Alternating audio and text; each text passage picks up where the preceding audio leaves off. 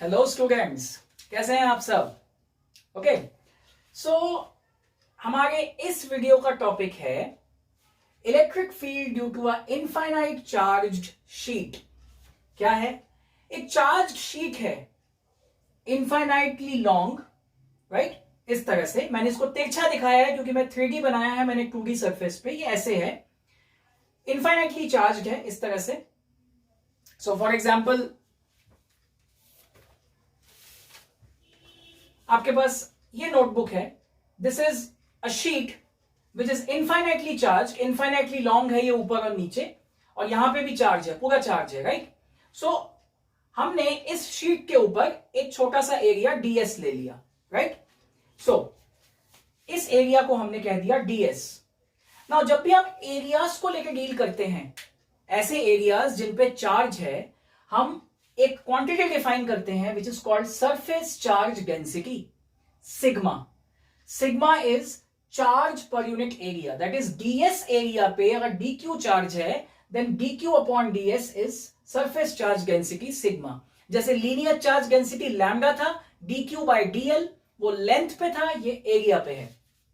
अब Gauss's law की technique वही रहेगी, दैट इज हमें जिस भी पॉइंट पे इलेक्ट्रिक फील्ड निकालनी है इस चार्ज शीट की वजह से, हमें इस पॉइंट को पहले एनक्लोज करना पड़ेगा, कुछ पर्टिकुलर चार्ज को हमें एनक्लोज करना पड़ेगा।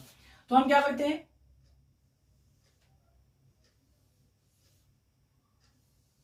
इस चार्ज को एनक्लोज कर देते हैं। एक सिलेंडर बना दिया। अभी भी ये एनक्लोज हुआ है क्या? नहीं हुआ। अभी इसको हमें सिलेंडर को कंप्लीट करना पड़ेगा। तो शीट के पीछे ये सिलेंडर कंप्लीट होगा जाके। सो इट इज लाइक जो मैंने आपको नोटबुक दिखाई अभी, इस नोटबुक के आर पार एक cylinder. So let me show you this way, just wait a moment.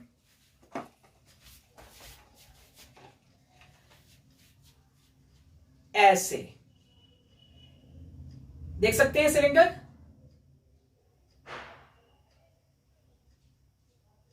सो ये सिलेंडर इस के ऐसे आर पार जाएगा, राइट? ओके, सो अब ध्यान दीजिए, फिर से वही सरफेसेस आ गए। दो आपके फ्लैट सरफेस हैं, एक आपका कर्व सरफेस है, ठीक है? नाम दे देते हैं 1 2 3। इलेक्ट्रिक फील्ड बनाते हैं, ds वेक्टर बनाते हैं, बिल्कुल जैसे हमने चार्ज्ड वायर के लिए किया था। पिछला वीडियो देखिएगा हमने कैसे किया है।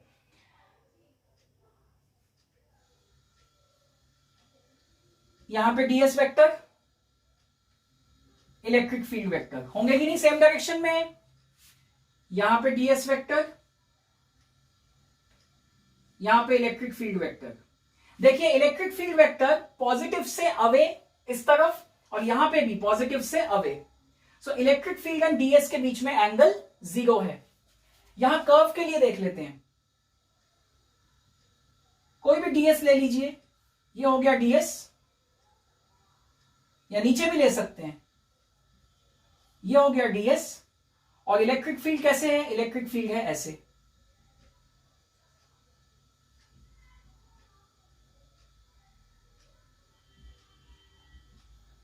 एंगल क्या है इनके बीच में?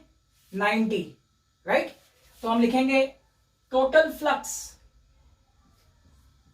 Electric flux total is equal to electric flux through first plus electric flux through second plus electric flux through third. Okay, first का इलेक्ट्रिक फ्लक्स E ds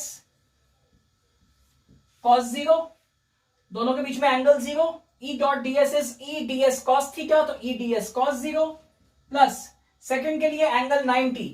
तो इसको यहीं पे आप दिखा दीजिए गोस टू 0। यहां पे रीजन लिख दीजिए, because angle between E and ds vector is 90 degree, cos 90 is 0। Second integral खत्म हो गया।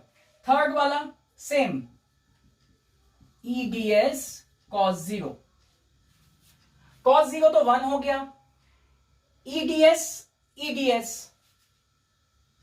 अब यहां पे क्या है, ये जो एरिया हमने लिया है ds, ये खुद ही टोटल एरिया भी है। टोटल एरिया ये खुद ही है, क्योंकि हम इस ds को इंटीग्रेट करके ये नहीं कह सकते कि हमने टोटल एरिया निकाल लिया। टोटल तो आप एरिया निकाल ही नहीं सकते, क्योंकि इनफाइनाइटली लॉन्ग चार्ज शीट है। एक इनफाइनाइट चीज का आप एरिया कैसे निकाल सकते हो? तो इसका ds का इंटीग्रेशन जो है, ये हम इस चार्ज एनक्लोज के लिए यही ds है।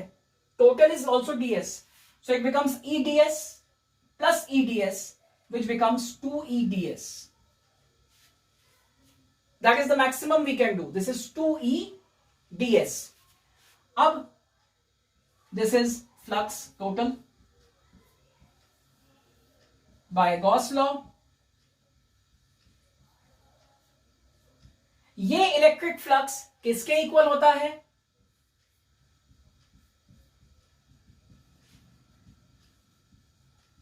Charge enclosed upon epsilon not.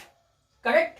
Gauss law देखिए वहां लिखा हुआ है, charge enclosed upon epsilon not. अब बताइए इस एरिया में कितना चार्ज एनक्लोज्ड हुआ? ds एरिया है, dq चार्ज एनक्लोज्ड हुआ, dq हो गया sigma ds, where sigma is nothing but a physical quantity called surface charge density. ये बताता है कि एक गिवन सरफेस पे कितना चार्ज है, उसकी कंसेंट्रेशन बताता है ये। तो बस अपॉन सिग्मा ds अपॉन, ये तो चार्ज एनक्लोज्ड हो गया, अपॉन एप्सिलॉन नॉट। ठीक है, ds cancel and electric field आ गया आपके पास sigma upon 2 epsilon naught. So this is the expression for electric field due to a infinite charge sheet. Electric field एक वेक्टर है, डायरेक्शन क्या होगी? पॉजिटिव के लिए होगी, away from the positive sheet. Negative charge अगर होता so it would have been towards the negative sheet. Correct? So ये आ गया। अब इसमें देख सकते हैं, क्या इसमें ध्यान दीजिए, क्या इसमें कहीं पे भी अल्टीमेटली जो हमने यहां पे एरिया ds लिया था, ये हमने अपनी मर्जी से चूज किया था ना, ये जो एरिया ds चूज किया था, ये कहीं पे भी आया फाइनल एक्सप्रेशन में? Does it making any difference? No. That means हम इस एरिया को जितना मर्जी लें, हमारे फाइनल एक्सप्रेशन में उसका कोई इफेक्ट नहीं आता। Right? So this is the final expression sigma bye 2 epsilon not. इस पे कुछ कंसेप्चुअल क्वेश्चंस आते हैं जो हम किसी अगले वीडियो में कवर करेंगे। वीडियो समझ में आया हो तो लाइक कर दीजिए, मेरे चैनल को सब्सक्राइब करिए, और तब तक के लिए हंसते रहिए, मुस्कुराते रहिए, और फिजिक्स पढ़ना मत भूलना, नहीं तो